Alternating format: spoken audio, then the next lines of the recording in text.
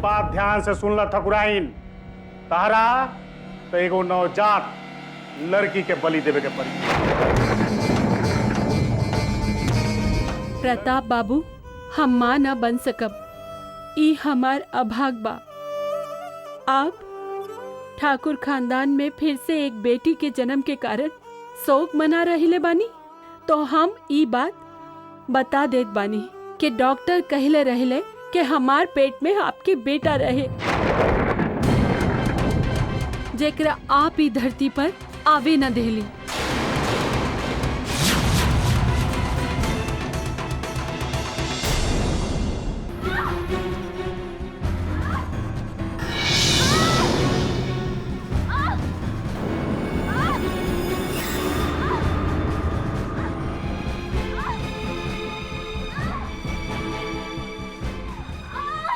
हे कृष्ण कन्हैया, तू अंतर्यामी बारा, सुख दुख के मालिक बारा, रक्षा करे वाला तू है बारा।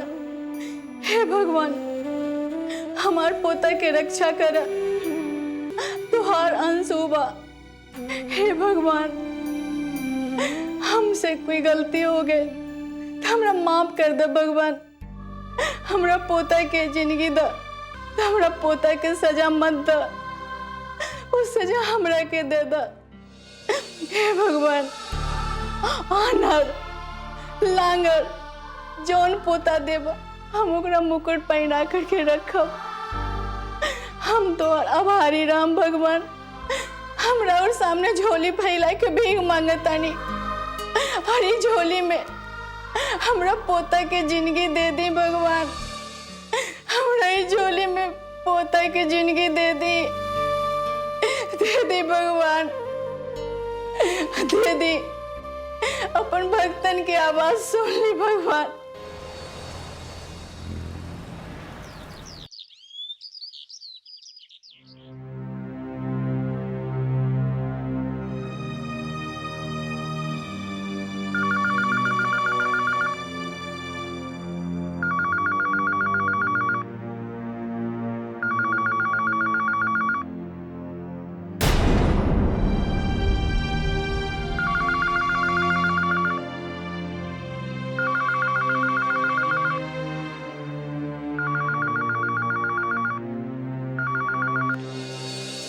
Hello hello.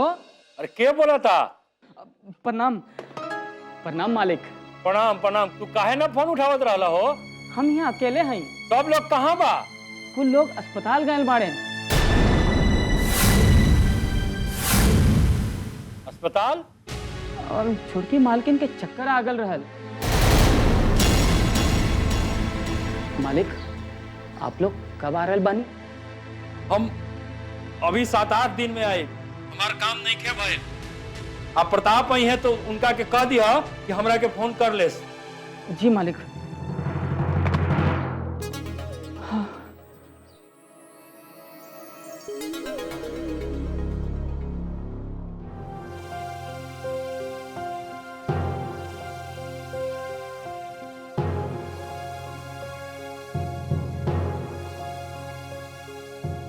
बधाई हो, लड़की हुई। ठीक है कहताड़ू।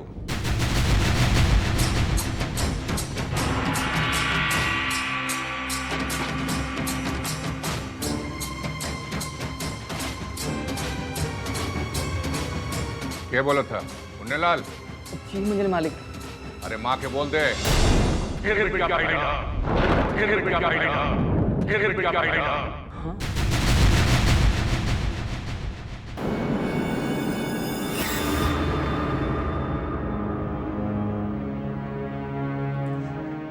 हे भगवान। बड़की अम्मा, का बता बदमिया? अचले मालिक के फोन आइले रहल, पुण्यलाल बतौले रहल। बोला का बतेली रहल? पुण्यलाल हमसे कह रहे रहन का बतेली रहल? कि जाके बड़की अम्मा के कह दे कि फिर से एक बार ये हवेली में। का हवेली में? फिर से का? कैसे कही अम्मा? हमारी हिम्मत नहीं के बढ़त। अरे कहाँ बेटे मियाँ, बोल ना, कहाँ भाई? फिर से एक बारी हवेली में बिटिया पहले बनी।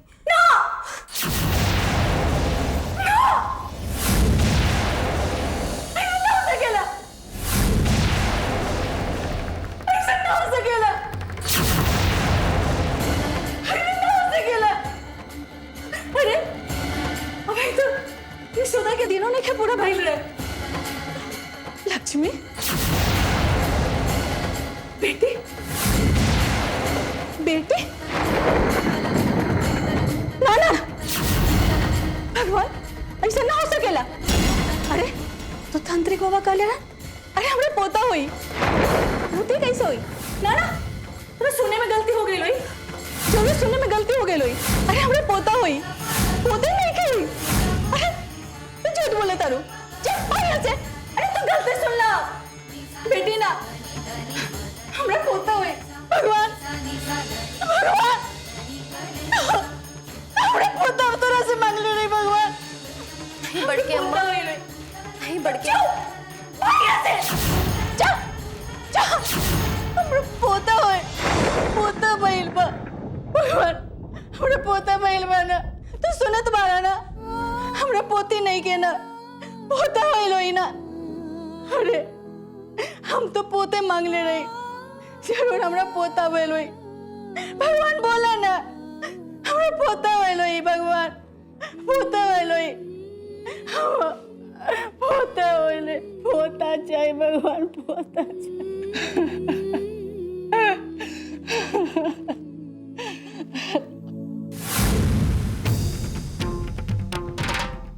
ओझा बाबा ठीक है कहता, एक बड़ी देवी की चाहिए।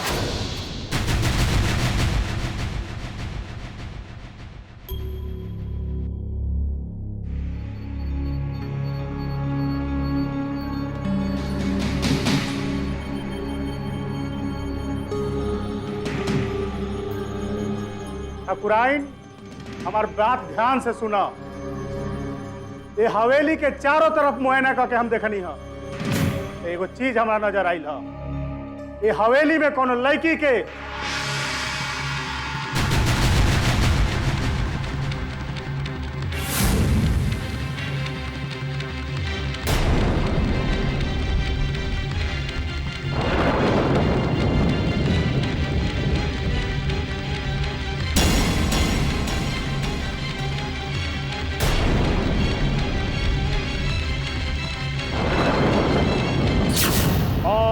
बात ध्यान से सुन ला ठकुराइन, तहरा तो एगो नवजात लड़की के बलि देवे के पड़ी,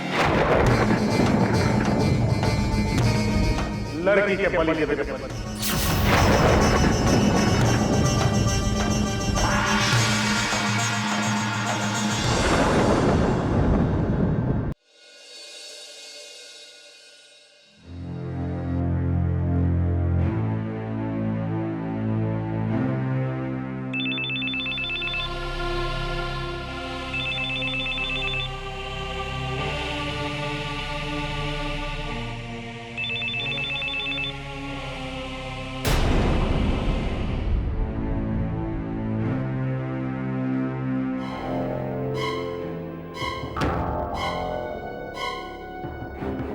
अरे पुण्यलाल, प्रणाम मालिक। प्रणाम प्रणाम, का बात बा? मझले मालिक का फोन आवा रहल, अब के फिर लक्ष्मी के आगमन भइल बा।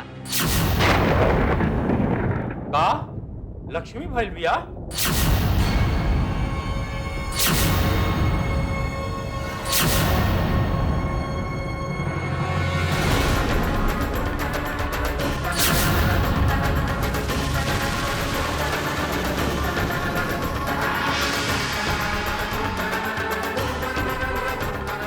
हम फिर बिटिया के बाप बने।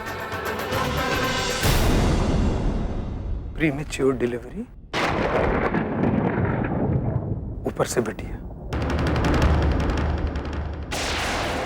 हे शंकर भगवान, हमके एक पोता दे दी, जे हमरे खानदान के एक बारिश हो। कौन से सन पाप कैली भगवान, कौन से सन पाप कैली कि रउआ हमरा पोता के मुंह नहीं खे देखावा तानी। और जाना था अम्मा का कहा था नहीं कि वो टाउनशिप के नाम पोता के नाम पे रखल जाए। बेटवा के नाम सोचलू है कि ना? रणवीर, बेटा बेटी में फर्क ना करेला। अगर फर्क करी कि दुर्भाग्य ना होई। यशोदा अस्पताल में बारी और कुशल बारी। अरे अम्मा के विश्वास जमावे में कोनो बात नहीं की। तू चिंता मत कर भाई, हम तोहरे साथ बानी। रणवीर, हम तुहार ससुराल में खबर दे दे बतानी।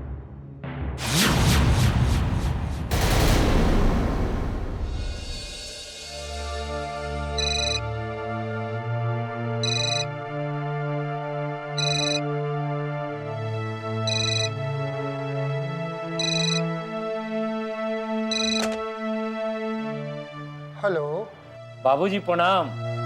हम बलदेव ठाकुर बोलत बानी। हाँ बलदेव बाबू प्रणाम। रउआ नाना बन गल बानी। घर में लक्ष्मी आयल बिया, नतनी रउआ के आयल बिया। हम रणवीर के साथे लखनऊ में बानी। छठिहारी तक हमनी के पहुंच जाइब। अच्छा। हाँ बाबूजी, बेटी लक्ष्मी होली बाबूजी, लक्ष्मी।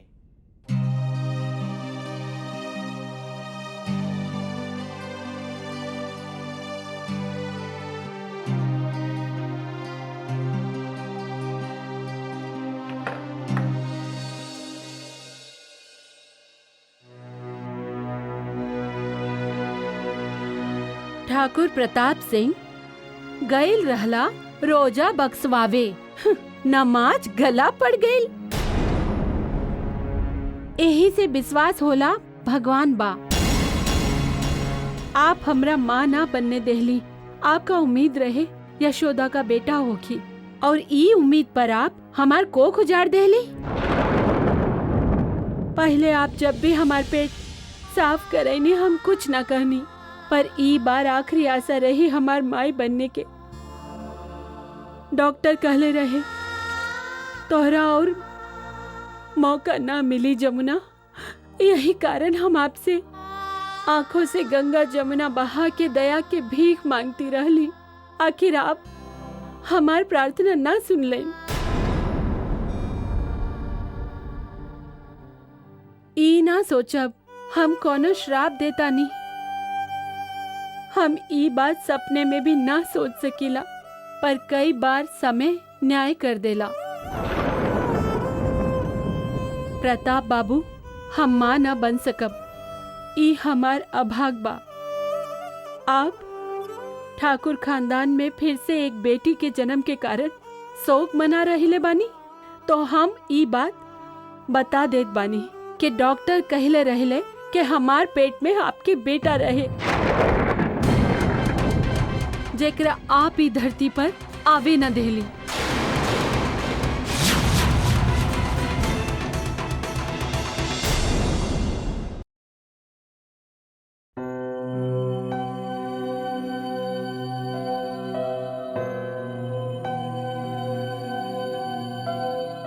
यशोदा, सोंठ खैला? अरे बच्चा भइला के बाद में सोंठ खाइल जाला। इससे शरीर बिल्कुल ठीक हो जाला। समय समय पे सोंठ खाई के चाहिए। खैला सोंठ खा।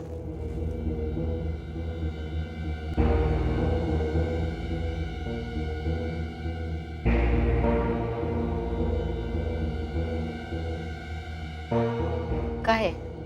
सोंठ खा। अरे यशोदा, काहे नहीं के खाता रू? खा ला।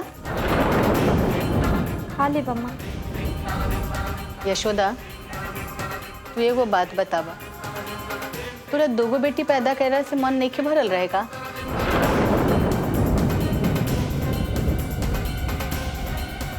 तीसरो बेटी पैदा कर लेला? रणवीर के तो एक पैसा के कमाई नहीं है।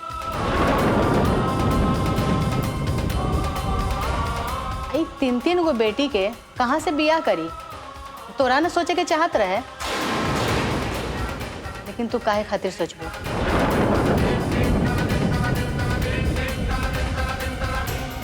खा, काहे नहीं के खाता रो?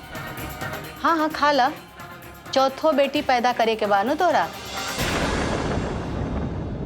इतना तपस्या, पूजा पाठ, तंत्र मंत्र सब कर ली, लेकिन बेटा पैदा नहीं खे भाई। इतना कैला के बाद तो भगवान मिल जैतन रहे, बाकी पोता ना तांत्रिक मांत्रिक सब बतैलस कि पोता हुई। हम यही डर से हवेली बनवा लेली, तो हार शरीर बनवैली, बाकी ना जे डर बनल रहे वह डर लागल रह गई। माँ ये हमार बस में तो ना बा, हमार बस में रहती तो हम आपके पोता की लालसा कब की पूरा कर देले रहते। ना ना तो हार बस में कुछ हो नहीं खे, अब जे भी बा हमरा बस में बा, हमरा बस में।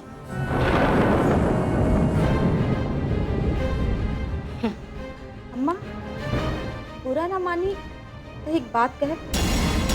हाँ हाँ बिल्कुल ना मानव, कहा का कहे के बा, तनिको बुरा ना लगी, कह दे कहे के बा से। शास्त्रों में लिखल बा कन्यादानम महादानम, कोटि ब्राह्मण सेवा सम फलदायकम। एक लड़की के दान से 1 करोड़ ब्राह्मण के भोजन करावे की फल मिलेगा।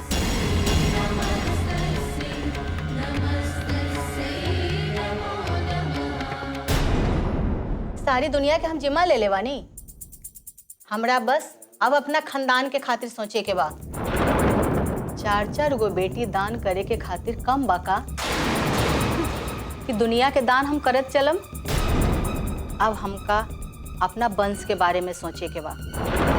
ओझा जी से हमार बात हो गई बा, तोरा चिंता करे के कोनो बात नहीं खे। और हम तैयारी कर ले लेवानी महापूजा करके।